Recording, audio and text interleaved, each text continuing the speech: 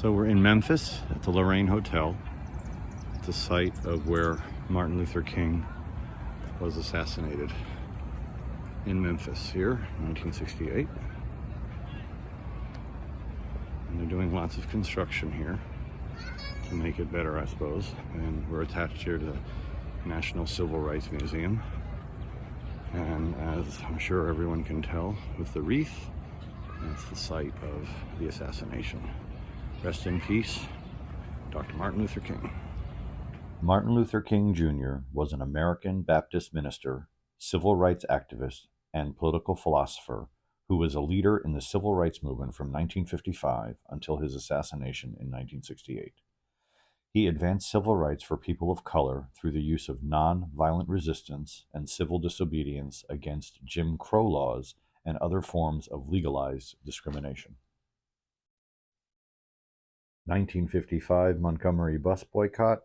1957, he's made the first president of the Southern Christian Leadership Conference. 1963, the I Have a Dream speech at the Lincoln Memorial during the March on Washington. In 1964, both the Civil Rights Act and the Nobel Peace Prize. And then in 1968, the Fair Housing Act.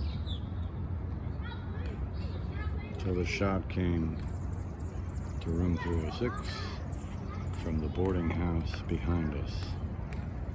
So probably from over yonder there, or that building there. 1968, King and the Southern Christian Leadership Conference were planning the Poor People's Campaign. In March of that year, King was invited and accepted to go to Memphis on the 29th in support of black sanitation workers who had been striking since March the 12th for higher wages and better treatment. On April 3rd, King delivered his "I've Been to the Mountaintop" speech at the Mason Temple. On the next day, April 4th, he was in room 306 at the Lorraine Hotel at his well-known suite. And according to Jesse Jackson, King's last words were spoken to musician Ben Branch, requesting him to perform "Take My Hand, Precious Lord," and play it real pretty. At 6:01, James Earl Ray fatally shot MLK as he stood on the motel's second-story balcony. The bullet entered his right cheek, traveled down his spine, and lodged in his shoulder. He died about 1 hour later at St. Joseph's Hospital. He was 39 years old. The first Martin Luther King Day celebrations began in 1971 in various states throughout the country, and the federal holiday was made into law in 1986. Rest in peace, Dr. Martin Luther King Jr.